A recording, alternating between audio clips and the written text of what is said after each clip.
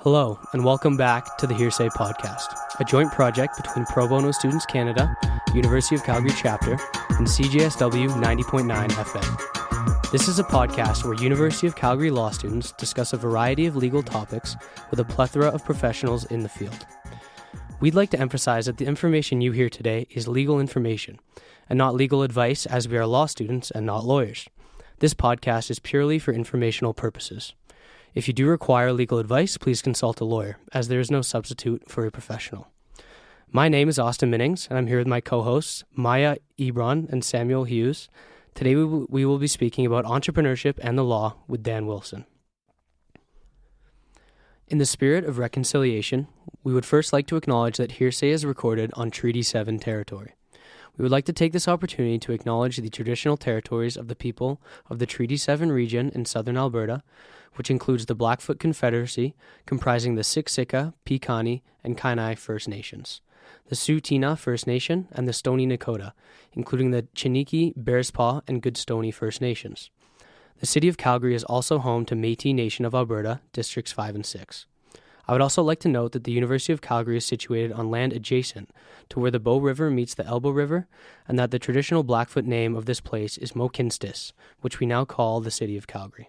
This is part 2 of our interview with Professor Dan Wilson on the topic of entrepreneurship and the law. Following up on some of comments you've made already, you've mentioned certain aspects of how Alberta is very different than other places to be an entrepreneur. What do you think is the main difference that Alberta offers compared to other provinces, other jurisdictions? Well, I'll give you a positive and a negative on that.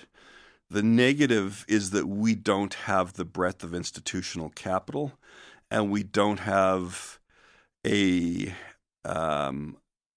large collection of angel investors who are willing to invest in things other than resource extraction. A lot of the money in Calgary and in Alberta more broadly has been made in oilfield extraction and services and related activities, like road construction and lease maintenance. So there's a lot of capital in Alberta, more per capita than in probably almost any other province. But that capital doesn't understand, in many cases, businesses outside of extraction. And the people recognize that it's not their space. They really know extraction. They know the cycles, they know the risks, they know how to assess and analyze a deal, but they recognize that their knowledge is not easily transferable into the knowledge-based industry space, into the service space, into all of these other spaces that we're hoping to diversify into and as a province. And they are often reluctant to go outside of their expertise. They just rather wait until they find an opportunity in something that they know. So if you were looking in the knowledge space, the breadth of capital is thin in terms of that angel group who are willing to invest. We also don't have a large number of locally based institutional early stage investors. There's a couple. When I say couple, I can name 5 or 6, but that's nothing compared to the breadth that exists in the Lower Mainland and in Toronto. Those are the 2 pools of capital in Canada that are in the knowledge space broader, and even those are a fraction of the size, even on a per capita basis, as what exists in many of the American spaces. And in America, it's not everywhere, but there's, we all know about Silicon Valley. We all know about, Los Angeles. We all know about Seattle. Those are massive pools of institutional capital and angel financing. But there's, Boston is one as well. Obviously, New York is one. But there's surprising places like Minneapolis and Denver, that have huge pools of talent, of people that have had exits who live in these locations who are willing to invest in the space. So in Alberta, it's recognizing that it's not that we are lacking for money, but if you are proposing deals in the knowledge-based industries, a lot of the old money isn't comfortable in those spaces and will not invest in what they don't understand as well. Do you think that will kind of That's shift the eventually downside, over yeah. the next 20, 30 years? Or? Dearly hope so. I mean, I'm devoted the whole back end of my career to trying to transfer knowledge in entrepreneurship in ways that will increase. And I'm just one small player in this, but it's about people who have engaged in knowledge-based industries successfully, reinvesting and mentoring people in the space to try to shorten the learning curve and to increase the pool of investors. So as I say, I've invested personally as an angel, sometimes successfully. It's risky, it's painful, it's not easy to, I wish I had more time to invest in mentoring each of these, but I'm spread a little thin just because of the way I've set up my career and participating in education and in public policy. But I do believe that it is starting to get bigger. Edmonton and Calgary are getting further down the path. Every successful deal breeds the potential for multiple other successful deals because it creates both pools of capital that were made money in the knowledge-based space, but it also creates the expertise on both analyzing and mentoring new deals, which is essential. So it's almost exponential. And if you look at the places in this US and even in Vancouver and in Toronto, you see there's exponential growth that 3 or 4 successful deals can support 10 or 20 new startups over the years that follow them. And we're starting to get to that space. Outside the 2 major cities, it's pretty sparse right now. I personally live in Red Deer. I've intentionally invested in some Red Deer-based based businesses because we've gone to the money sources. We've gone to the very sophisticated investors who made their money in ag or in resource extraction, and they're like, we don't know what you're doing. We can't assess it. We like it. We wish you well, but we can't invest in it because we don't know it. So I dearly hope, and that's really my whole vision of investing the back end of my career, the back half of my career in this space, is to be just one of many people who continue to invest in that growing. So we have enough capital. We're not short of capital. We're just short of capital that understands and is willing to invest in the knowledge-based space and has the ability to mentor in it. Because mentoring is just as important as the knowledge transfer is just as important as the access to the capital. That's the downside with a potential ray of hope. The upside in Alberta is that certainly more than any other province in Canada, and I would say more than most jurisdictions in the world, we have an entrepreneurship mindset. And we are willing to take risks, and we are willing to work hard as a province. And those are the 2 elements. If you're willing to take risk and invest, and you're willing to work hard, and you're not just waiting for government to come up with another subsidy program, but you're going out and making it work yourself, that to me is a big piece of the equation. So we have the foundational piece. We also have still the legacy of our resource wealth. And we haven't always spent it wisely in the past, but we still have a lot more in terms of a competitive advantage that has been enabled by the legacy of the resource extraction. We have the lowest corporate income taxes. We have the lowest personal income taxes. We have a government that invested heavily in regulatory streamlining over the last 5 years that has made our Business Corporations Act and the regulatory regime under which it exists the most attractive in Canada by far. So there's a lot of positives. I mean, the word Alberta Advantage is thrown around ubiquitously, and I don't think everybody knows what it is, but I do believe it's a real thing, and I believe it's significant. So that if we can wean ourselves off of the resource dependency in terms of attracting our best and brightest young minds, I believe the future can be very bright for Alberta. So something you mentioned, just following up on your comments about places like Denver and Minneapolis as being places where there is a greater wealth of income investors available. Do you think there's anything that Alberta could do to attract investment from those kind of places? Do you think that entrepreneurs are limited to the Canadian market, or is it reasonable to try to attain investment from abroad? That is a very good question, because that is something that I've been thinking about a lot over the last 3 years. So one of the mantles that I wear is as Director of Financial Markets Regulation for the School of Public Policy. And we have been in a joint venture with Alberta Treasury Board and Finance, which is essentially the Alberta Finance Ministry, looking at ways to use regulation to make Alberta more attractive for growing the financial markets in particular. I also, in my academic work, in my dissertation, I looked at what are the issues that are constricting the public markets in North America, because fewer and fewer companies are willing to go public at an early stage. We've historically had a very robust junior capital markets that serves kind of as a competitor to the U.S. venture capital market. We don't have the depth of venture capital, so we have shared it amongst the public by creating a very efficient junior capital markets. Those are hurting. Our senior capital markets, our junior capital markets are hurting as fewer and fewer companies are willing to access them.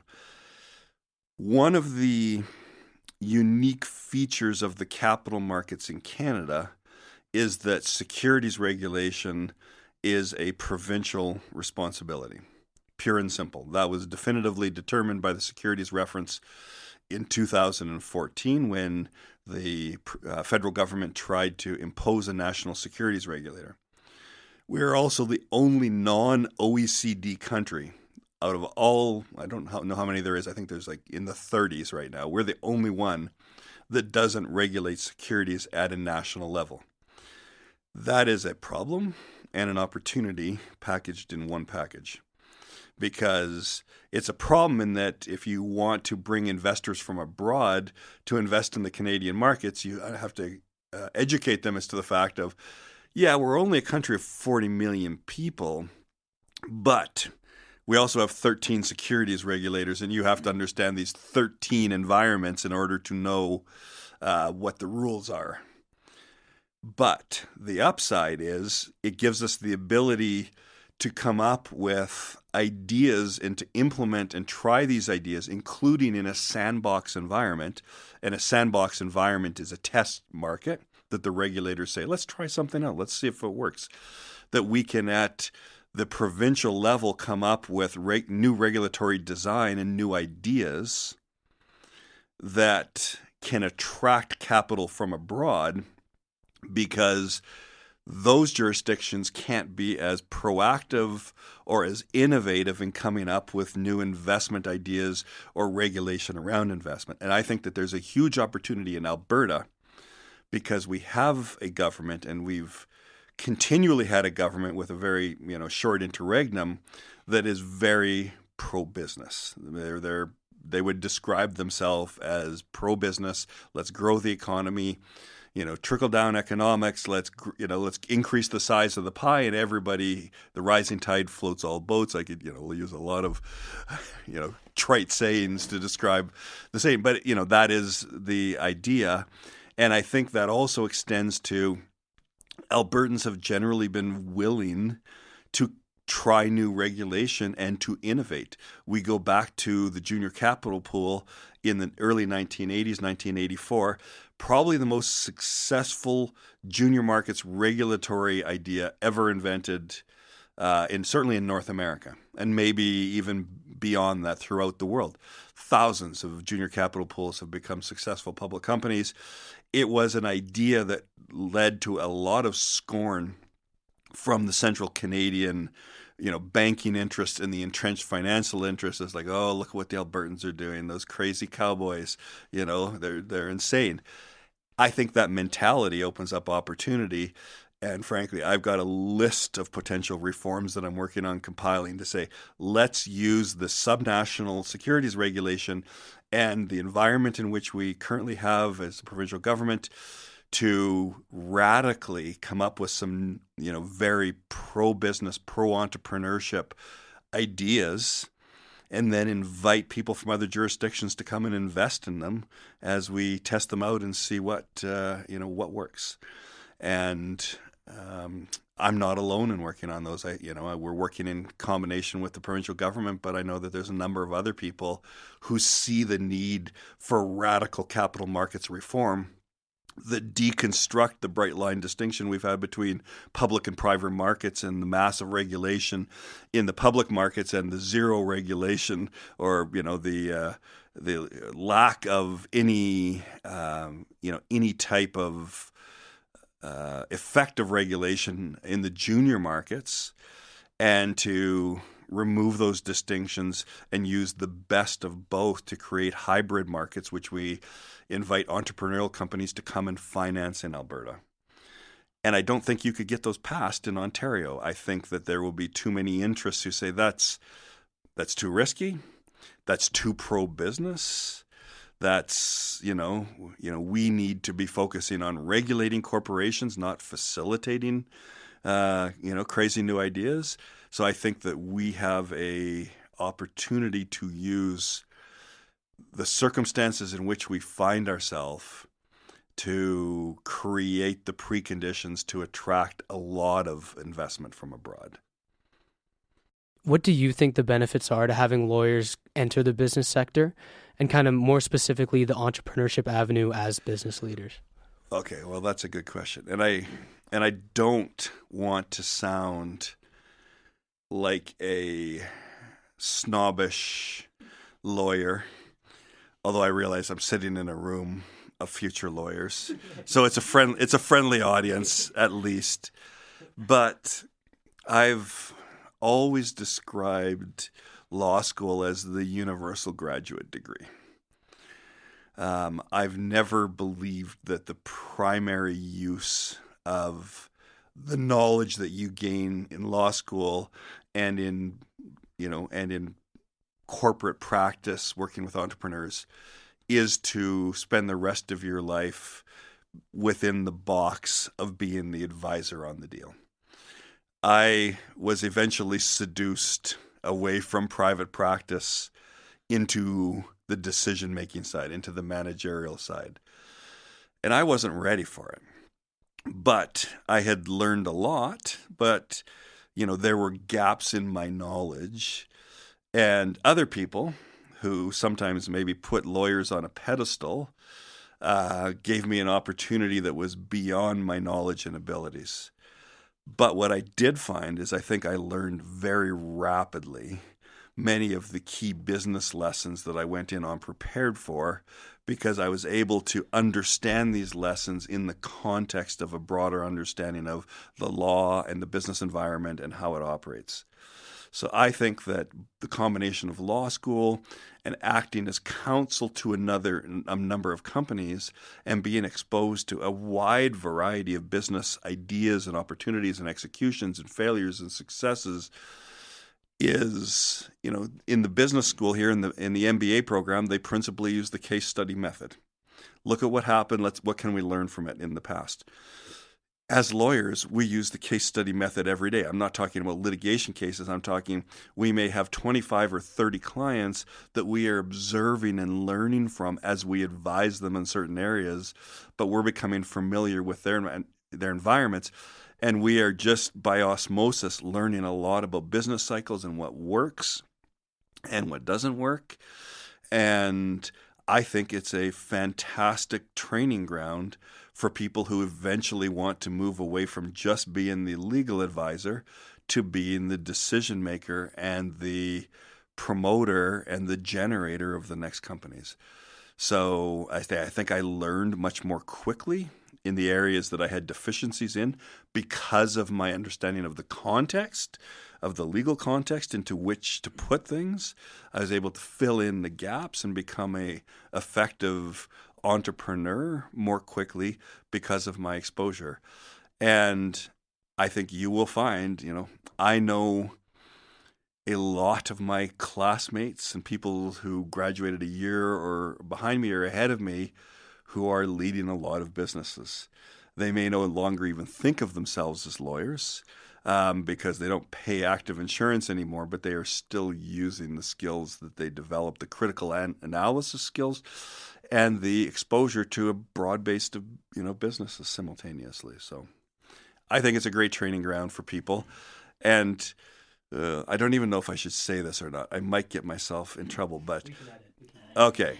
Well, I think the most interesting people that I went to school with have often found their way outside of the traditional practice of law eventually. And maybe they go back and forth and they're in it and they're out of it. But I think that people who are motivated by a challenge and motivated by the process of learning and by building something almost inevitably end up moving beyond the traditional boundaries of law to lead in other positions. And I think that will continue as long as the legal profession exists. Right, well, it's a great segue if you want to maybe draw on your own personal experience here. So obviously you practiced within a firm for a large part of your career, but what interested you to pursue other entrepreneurial activities, opportunities outside of the law? Well, I'll just clarify one thing. If you take the total number of years of my career, it's actually about 1/3 in firms and 2/3 outside of firms in the business space. Now, with that said, I've always been a little bit different in that I've never completely left the law. I've always kept active insurance, and I've always done the legal work in the businesses that I've been associated with. Part of that is just me being cheap and not wanting to pay third-party legal fees for things I can do myself. Part of that is just the desire to keep my skills and knowledge from completely atrophying, because regulations and practice methodologies always are evolving. And if you're away from it for too long, you find you get out of date quickly. And I've found as I've left certain topics for a while and come back to them, there's a lot of re-education to get myself back up to speed. So as I say, I've never completely left the law, but for 20 out of the 30 years in business, I've principally been from the business side and in a variety of roles. And some of those have been, in medium-sized companies.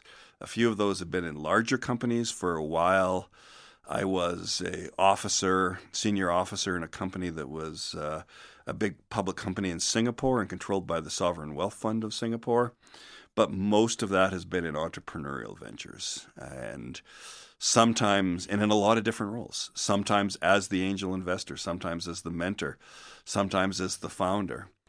I have spent a tremendous amount of time in my business life on my honey-do list, which is my wife is a physician, and looking at the model that clinics were operating under, realizing that they were very much from a different past and hadn't moved into the new environment. And we ended up, I just said, I have the ability to start something new. Would you like me to do that? And eventually, after a particularly traumatic partnership meeting with her old firm, she said yes. And, now that's a company, now that's a business with 60 employees and contractors working in it that services, at least a quarter to a third of the population of central Alberta as their physicians. So some things started small, and grew beyond what our initial vision for them was. Some things were intentional.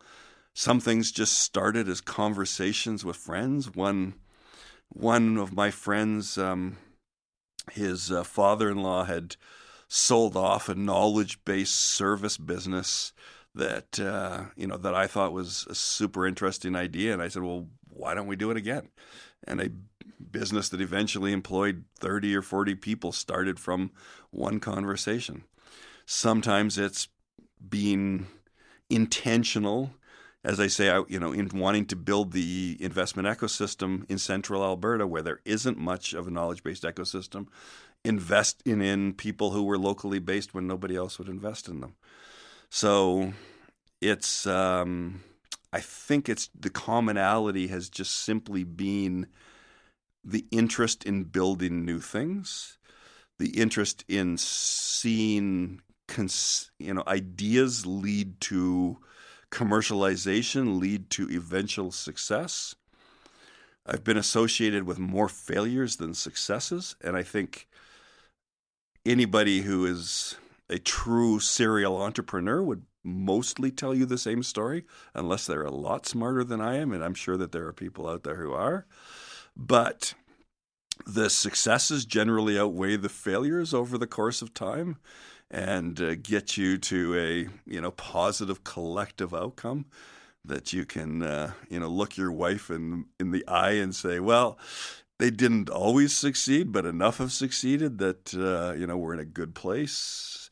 But more importantly, it's just the energy and the fulfillment that you get from taking things from start to something that's real and saying that didn't exist before and now it does.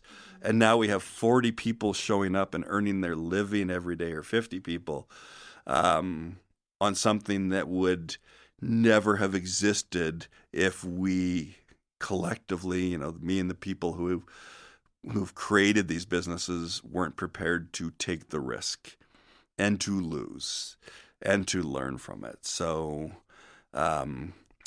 I very quickly, so going back to your question, I very quickly got tired of just being the advisor in one area of the business.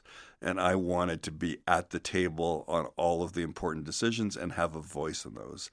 And the way you do that is by starting them, by being a part of the core team. And what I did find is that what I had was a knowledge base that was very valuable to startup companies. And that got me a seat at the table. Even if I wasn't a financial investor, it would get me a seat at the table to be part of a founding group. And, that to me was very rewarding. So to me, it's never been about the outcome in terms of building net worth or, becoming, reaching a certain stage of, family net worth or anything. I can't even tell you within any reasonable range, what levels of success we've had there. There's been wins and losses, and where we stand today might be different than where we stand tomorrow. We may be ahead or behind of where we are today. But I could tell you the adventure, I've learned a lot and I've enjoyed every minute of it. And I think I'm sometimes more proud to have had the willingness to be associated with the things that failed than necessarily to tell the stories of the successes. Because sometimes the successes are externally defined. Businesses fail for things that have nothing to do with the effort or the intelligence or the desire of the founding group. External circumstances change, markets change, windows open and close. So you can't always control the outcome. But being willing to get back up and participate again is something that I think that's probably what I'm most proud of. So using the knowledge that I gained from law to open doors to become one of the people on the business side of the equation is something that I was very intentional about. In fact, I recognized that even before I went into law, that this was an opportunity. And so, executing on that, I think, has been very enjoyable. Boredom has not entered the equation, really, anywhere. Poverty and the risk of poverty sometimes has. But again, if you're not motivated by the financial outcome, that's also not scary. Well, thank you so much, Dan. It's been an absolute pleasure having you on this podcast. We just all want to thank you for your time. Thank you. It's been excellent. That concludes part 2 of our interview with Professor Dan Wilson. You're listening to the Hearsay podcast. We are proud to present you with legal information, but please remember that this is legal information, not legal advice. If you require legal advice, please consult a lawyer. The Hearsay podcast is a joint project between CJSW 90.9 FM and Pro Bono Students Canada, University of Calgary chapter. If you would like to hear more podcasts like this, the Hearsay podcast can be found on Google Podcasts, Apple Music, Spotify, or wherever you get your podcasts. Thank you for listening, and we'll see you next time.